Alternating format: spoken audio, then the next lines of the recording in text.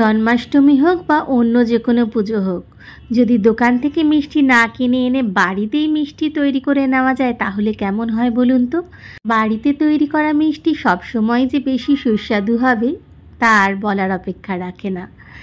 বানিয়ে নিন তাহলে এই জন্মাষ্টমীতে বা অন্য যে কোনো উৎসবে বা পুজোতে রসভরি, যেটা খুবই কম সময়ে হয়ে যায় আর একদম ঘরোয়া উপকরণেই বানিয়ে নেওয়া যায় আর হয়েও যায় খুবই কম সময়ে। চলুন দেখে নেওয়া যাক রসভরি বানানোর রেসিপিটা। এর জন্য প্রথমে আমি কড়াইতে 4 চামচ ঘি নিয়ে নিচ্ছি। ছোট চামচের 4 চামচ ঘি এখানে নিয়েছি। আর নিয়ে নিচ্ছি হাফ কাপ সুজি। সুজিটা প্রথমে আমি ঘিতে একটুখানি ভেজে নেব। 7-8 মিনিট একটুখানি নেড়ে নিচ্ছি মিডিয়াম টু লো ফ্লেমে। ফ্লেমটা কিন্তু কখনোই হাই করব না, তাহলে কিন্তু সুজিগুলো পুড়ে যাবে। অনবরত নাড়তে নাড়তে সুজির রঙটা যখন ঠিক এই রকম অবস্থায় পৌঁছে যাবে তখন এতে দিয়ে দেব আমি 1 কাপের একটু কম দুধ। তবে দুধটা আমি একেবারে দেব না, একটু একটু করে মেশাতে থাকবো। একেবারে দুধটা ঢেলে দিলে কিন্তু সুজিগুলো দলা পাকিয়ে যাবে।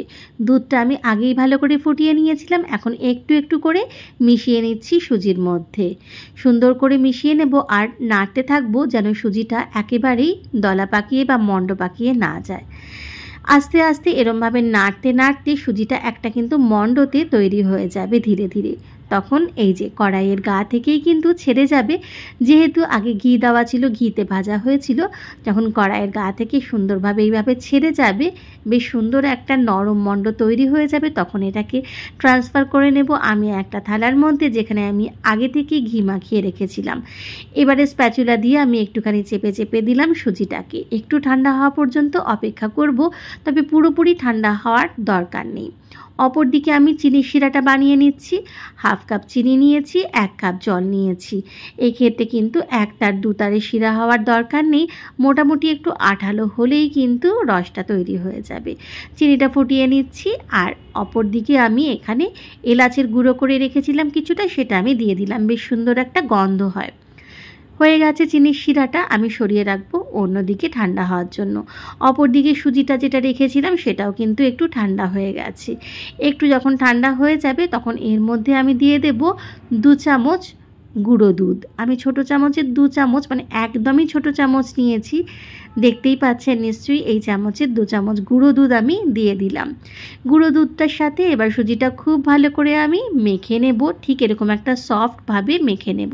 দেখুন যেন একদম ফেটে না যায়, নরম করে এইভাবে মাখতে হবে।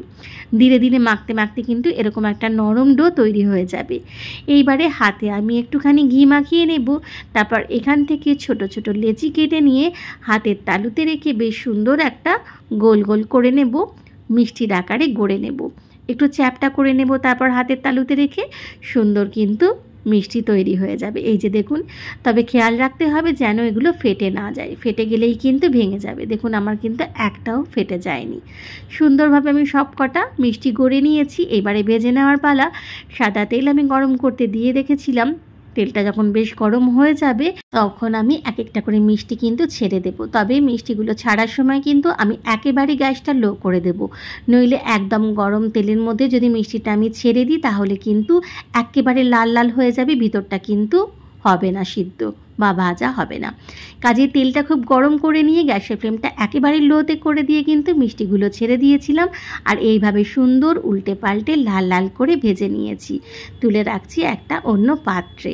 এইবারে এটাকে রসে দেওয়ার পালা, কিন্তু রসটাও গরম থাকতে আমি একেবারেই রসের মধ্যে দেব না। আর এই মিষ্টিগুলোও গরম যেহেতু আছে সেহেতু এই মুহূর্তে আমি রসের মধ্যে দেব না। রসটা যখন ঠান্ডা হয়ে যাবে আর এই মিষ্টিগুলোও যখন বেশ ঠান্ডা হয়ে যাবে, একেবারে ঠান্ডা না হলেও চলবে, মোটামুটি 80% মতো ঠান্ডা হয়ে যাবে, তখন আমি একটা একটা করে রসের মধ্যে ছেড়ে দিচ্ছি। এইবারে এইভাবে আমি রেখে দেব প্রায় 1 থেকে 2 ঘন্টার জন্য।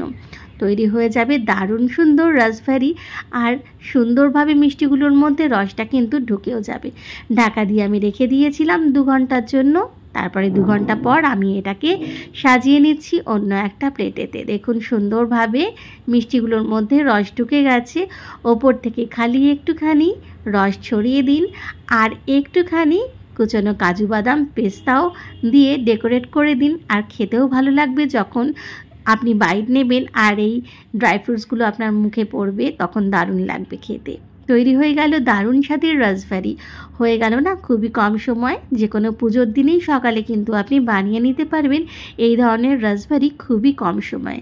আর খেতেও দারুণ হয়, একদম নরম তুলতুলে হয়। রেসিপিটা ভালো লাগলে অবশ্যই বানিয়ে দেখবেন, আর ভালো লাগলে লাইক কমেন্ট করতে ভুলবেন না।